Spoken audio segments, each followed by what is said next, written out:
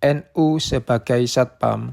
Dalam Insya Allah Saya Serius, Kiai Haji Abdurrahman Wahid, Gading 2024.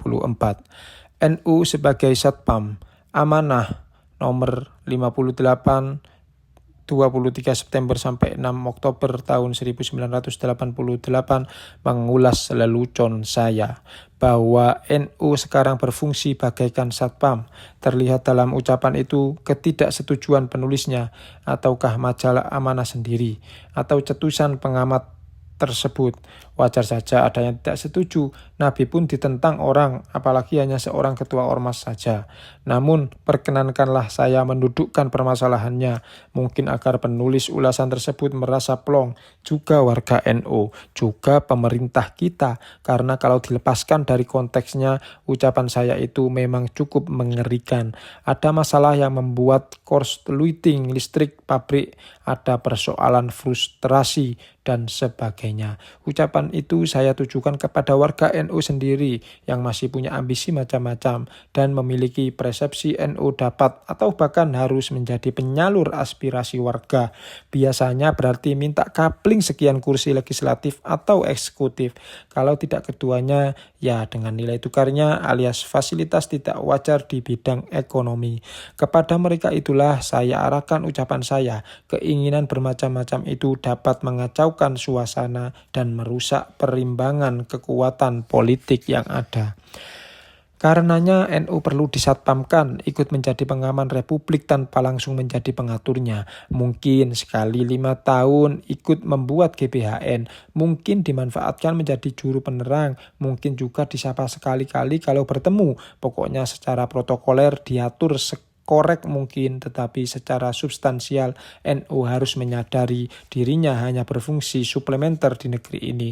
Sama saja seperti yang lain-lain dari MUI sampai keanggotaan kelompok-kelompok kerja di Dewan Pertahanan dan Keamanan Nasional, Wanhan Kamnas. Apakah ini suatu frustrasi? Bukan, ini adalah realita yang harus dimengerti agar tidak ada harapan berlebihan terhadap diri sendiri. Ini adalah ajakan menjadi muslim yang jujur terhadap sejarahnya sendiri tanpa menyesali siapapun perlunya. Perlunya apa agar kita dapat merumuskan kerja yang harus dilakukan. Seorang anggota satpam tidak selalu harus di pabrik. Ia bertugas hanya 8 jam sehari. Sisa waktunya digunakan hidup berkeluarga, bertetangga, dan mengembangkan pengabdiannya sendiri. Sebagai anggota satpam dapat saja ia mengembangkan agama, mengabdi kepada lingkungan masyarakat setempat, maupun melakukan apa saja yang dapat disumbangkan bagi kepentingan orang banyak. Kehadiran dalam konteks non-pabrik mungkin lebih mempunyai makna ketimbang kehadiran dalam pabrik. Nah, NU juga dapat berkiprah banyak, yang terbanyak tentu di luar konteks pemerintahan. Ini adalah pemikiran yang konsekuen dengan penataan politik dan kemasyarakatan saat ini. Bidang politik formal adalah urusannya Orpol, Parpol, bidang pemerintahan urusannya eksekutif. ABRI, sekarang TNI, juga bisa bertugas di kedua tempat itu. Nah, wajar saja kalau ormas lebih memilih bidang di luar pemerintahan karena memang itu bidang yang dikuasainya. Kalau dalam konteks seperti ini tentunya paling banter hanya satu predikat dapat diberikan kepada NU untuk tahu diri. Bukan sangkaan kemungkinan membakar pabrik melalui korsleting listrik. Siapapun di negeri ini tahu bahwa NU tidak berwatak demikian dan tidak bisa main listrik.